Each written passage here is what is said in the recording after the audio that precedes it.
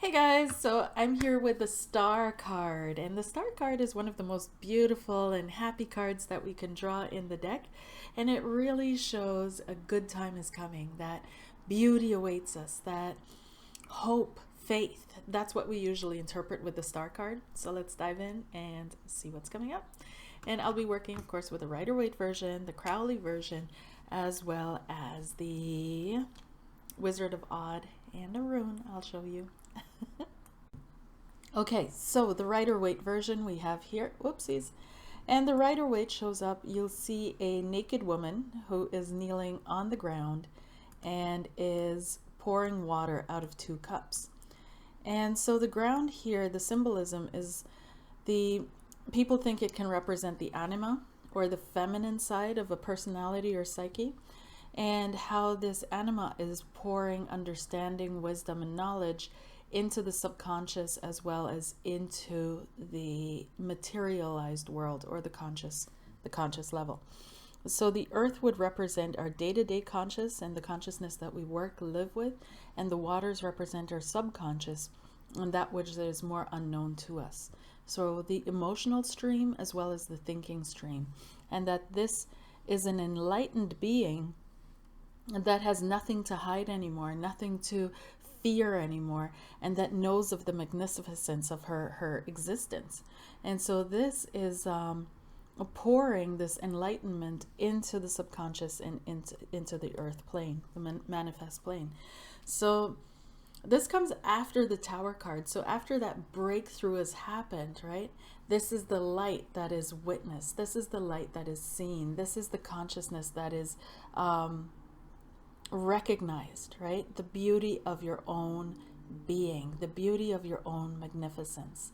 And this is also showing itself connected to deeper levels of consciousness, awareness, okay? So here we have the Crowley version. And the Crowley version is really interesting too. It goes a little bit deeper into this whole thing. So we see here this big globe that people usually think is the world. It's actually the universe. And there's a star within that globe. Let me see. There we go. And that's the star of Venus. And Venus represents love and beauty. And it's showing how beauty is usually something that is very organized in our eyes, right? So beauty is something that is has harmony, right? Follows certain patterns and so on and so forth, follows a certain order. And so beauty and love is what emanates throughout the universe. That's what this is saying, apparently. Up here we have, this is the star of, one second, the star of Babylon, it says. And it unites everything in this card. And it represents a channel for the inspiration and energy of God. And out of this star, everything is being emanated, right? Everything is being emanated. And then we have the woman here, which is the goddess Nuit or Nut. And that represents the feminine essence of the universe, the dark feminine, the background of that feminine. Of the universe, right? So this mother of the universe, the mothering feminine energy that underlies it all, the dark matter, the dark mother, that darkness out of which everything arises. And so we see her here pouring what is called the solar cup, and we see the energy is spiraling, and here she's pouring the lunar or the moon cup, and the energy is linear. And this represents how should I put this? This represents, okay, I'll go through the other symbols first and then I'll get back to that. So then we have the Crystalline Earth, which is here at the bottom of the card.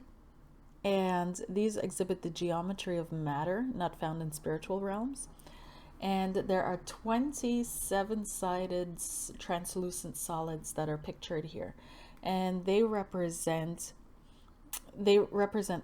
connect to the Hermit card, to Yod, and this all ties in with the Kabbalah. So it's a little bit, I don't want to dive too deep into the Kabbalah because that's a whole other, I'm sure you guys know that's huge, right? So it has the potential to manifest all possibilities in one's life. That's basically what all these 20 solids are saying, right? Then there are 5 butterflies over here. And let me see if you see those 5 butterflies. They're right here, see? 1 butterfly, 2 butterfly, 3 butterfly, 4 butterfly, 5 butterfly down there. And these 5 butterflies represent, the 5 represents the number of spirit, and it represents the liberated souls that have freed themselves from the trappings of mind and matter. And so again, number 5 represents spirit, the other 4 before it being the 4 elements, so earth, water, fire, air. And these 5 butterflies represent the spirit that has traversed the abyss on the tree of life to reach to the supernal triangle.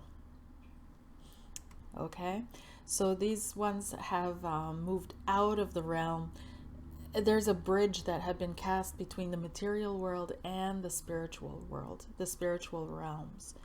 Then there are 3 red roses that symbolize fertility, and they're also connected with Venus and love. And then we see the sea of Bina, and Bina represents understanding in the background. And it is from this formless sea that the universe comes into manifestation. And in the far background, and reached once the sea of Bina has been crossed, is the home of enlightened souls. So here is the sea, and here, back here, the pyramids that are a city, so the home of the enlightened souls. And the cup again represents the gold cup represents the sun, masculine, or the impregnating force, and the silver cup is the moon, feminine, and illusion, right? So the golden cup is representing the limitless potential of God. And as this universe pours that or brings that through, right, she becomes a conduit for that energy to manifest itself. And it is the water of universal life, referred to biblically as the word and meditated upon as inner light and sound. So that's coming out here. And we see that it's spiraling because the energy in the universe is it is said that it spirals, or it flows in certain ways, right? And it flows non-linear, so outside of our logic and understanding. And this cup is the cup of moon and illusion. And as energy becomes manifest in the world, its purity is lost as it is further from source. Nevertheless, this is the blood of the Holy Grail, as Crowley puts it in the Book of Thoth, and it is poured on the junction between land and water. So this represents the mind of man, obsessed and blinded by geometry, and that blocks the spiritual vision. Okay.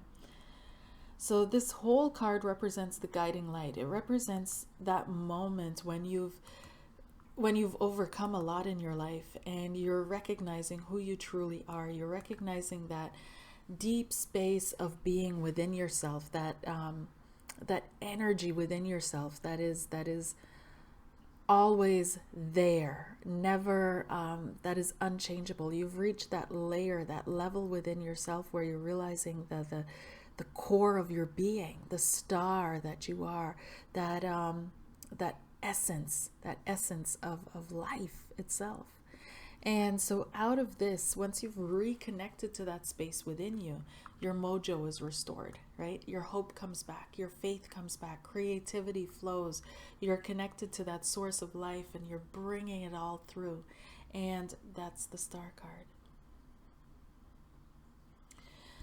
So here in this one, we see that it's connected as well to the sign of Aquarius. So we see Aquarius down here. Whoop-a. And we see on the Wizard of Odd Tarot, we see Aquarius, Aquarius, Aquarius. And we see the rune Perthro. And Perthro is a really interesting rune. The Rune of Perthro is, actually no one is quite sure what it exactly means. And it is, in rune lore and rune research, it's thought that one of the rune verses was not written correctly, right? And that this rune verse, it states something along the lines that warriors are happy in the warrior hall, or the hall of warriors, as they drink and are merry. And so rune researchers think that that was changed when Christians rewrote the rune verses, and it actually means, or was meant to say, that women and girls are happy as they laugh and are merry in the hall of births. So this Perthro rune is associated with birthing, with giving birth. It's also associated with the womb of the universe. So it's a good fit for the star card, right? It's a good fit for the star card, and which also represents the dark mother, or that manifesting aspect of the universe, that feminine aspect, that which brings into being, right? So there's surprises that are connected to Perthro, and Perthro doesn't follow any logic. It's like a bag of dice. They also compare it to a bag of dice that they used to play in those old ancient days, and you'd roll the cup or the bag and just throw the dice, and whatever came out came out. So it's seen as a kind of a dice cup, or one of those bags, and whatever comes out, it comes out. So it's connected to fate, it's connected to destiny as well, and to surprises, to birthing something. So it's a good fit, an energy fit for the star card, right? So what happens when it shows up in divination? Well, when you see the star card in divination, it can mean that something positive is coming. It can also mean just to stay positive, right? To stay open to what may come your way, following your star of destiny, being on the right track, being in connection with your highest source, your highest self, your highest guide, with the universe. It's a time to be creative. It's a time to let yourself be inspired. It's a time to allow that inspiration to flow. It's a time to reconnect. It also is connected with wishes fulfilled, right? So you feeling successful in certain things, you feeling successful in placing your wishes to the universe, because you know, okay, it's coming through, it's going to be fulfilled. It has to do with faith, unexpected help, realization of possibilities, spiritual insight, sudden knowing, sudden downloads, sudden inspiration, sudden expanding of consciousness, expanding past the I, right? So recognizing the deeper purpose, recognizing the deeper workings that you are connected to, or the situation that you find yourself in, that you're reading about, is connected to, or the person is connected to, right? So it's yeah. yeah. So that is the star card, my lovies. There's not much to really, it's a very deep card to feel. It's very pure, very clean, very clear energy, crystalline energy, also connected to the sign of Aquarius, by the way, before I close this off. And Aquarius is, of course, connected to humanity. It's connected to the expression of humanity on a higher level, higher, so compassion, love, all those good things that Aquarius is associated with. Okay, so that was the star card, and once again, if it shows up in your readings, it's tied to positive outlooks, faith, hope, positive surprises, reconnection to higher source, inspiration, connection to divinity, and all good things. Okay, guys, see you in the next one for the moon. Take care.